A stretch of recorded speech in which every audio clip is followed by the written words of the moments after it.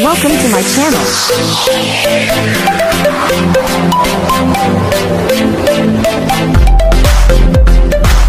Hello everyone! Welcome back again to my channel. So mga kasukay, mga kalingap, isang mapagpalang araw na muli sa atin lahat. So for today's vlog, eto nakakatuwa naman po no, mga kasukay, mga kalingap. Si Tatay Ruel ay sinasama ni Ritz Falcon TV sa pag-i-scout. So, papanoorin po natin sa video na ito. Pero bago natin simulan yan, huwag niyo pong kakalimutang mag-subscribe. Bal Santos Matubang, Kalinga Prab, at Edna Vlogs. At supportahan po natin Ritz Falcon TV. Sa mga hindi pa po nakapag-subscribe sa kanya, subscribe po natin siya. Napakasipag at napakabait po niya na charity vlogger. No? Support po natin siya, mga kasukay, mga kalingap. At syempre, yung aking YouTube channel, sa mga hindi pa po nakapag-subscribe, please subscribe and please hit the notification bell para lagi po kayong updated sa aking mga ina-upload na mga reaction video. So, ito, tara, panoorin po natin ito.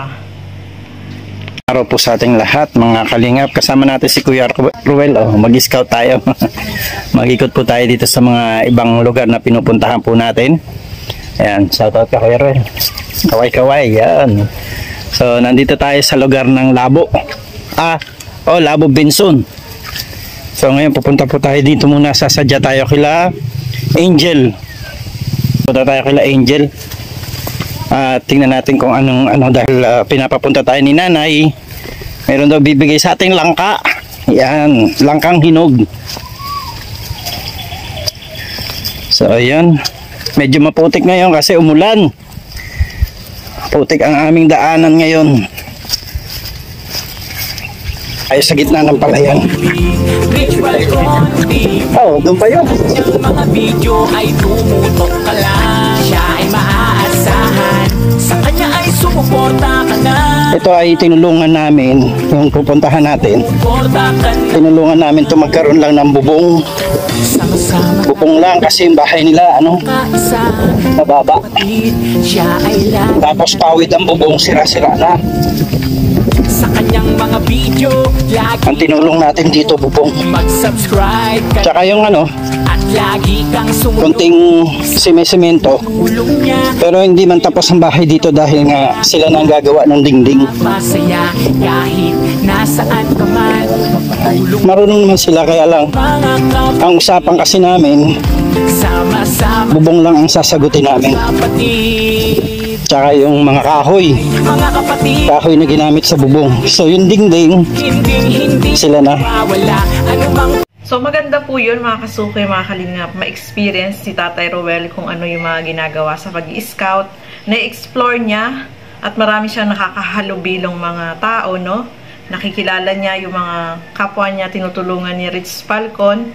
At magandang idea yan, no? Natutuwa ako, mga kasukay, mga kalingap, kasi si Tatay Ruel, nag-open up, no, kay Ritz Falcon TV. Nagiging, sila, yung close sa isa't isa, at nadidevelop yung kanyang, kung dati parang, yung introvert, di ba, mga kasukay, gano'n, yung mahiyain, yung tahimik, ayaw niya nang may makakasalamuha, gusto niya nagsosolo, pero yung ginagawa ni Ritz Falcon is nakakatulong po sa kanya. Kung ano man yung mga nangyari noon, mga kasukay, mga kalingap, huwag na nating ibalik, no? Past is past na, no?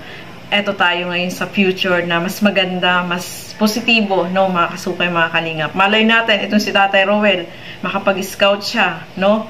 May makita siya na pwedeng matulungan, o kaya may chance siya na maging kalingap charity vlogger, o diba? Malay natin, hindi natin masabi, mga kasukay, mga kalingap. Kaya, dapat is positibo lang tayo sa buhay, no? Move forward para sa magandang hinaharap, no? At maganda yan yung naiisama si Tatay Ruel, na-explore, nakikilala niya lahat ng mga iba-ibang tao, no, mga kasukay, mga kalingap. So, kita mo nga sa mukha niya, no? Maaliwalas yung mukha niya, mga kasukay, mga kalingap.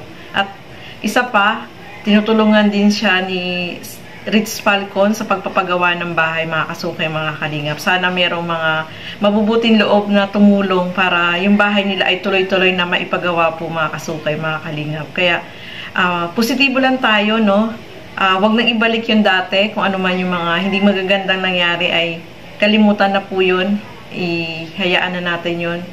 basta ano tayo, maging positive thinking and move forward sa magandang hinaharap. Especially itong si Tatay Rowel. Sana tuloy-tuloy yung kanyang improvement at marami pa siyang makasalamuha, makilala na yung ano sa kanya, no, na ano tayo, kailangan tuloy-tuloy tayo. At alam naman natin, si Tatay Rowel, masipag po yan, sobrang sipag sa tatanim, no, napakasipag, kaya sana mas marami pa yung may tumulong sa kanila para yung pabahay ni Rich Falcon ay maituloy po, mga kasukay, mga kalingap. So, ayan, hanggang dito na lamang po muna. Maraming salamat po sa inyong panonood. At hanggang sa muli, keep safe everyone. Thank you for watching. Mabuhay po tayong lahat. Bye-bye!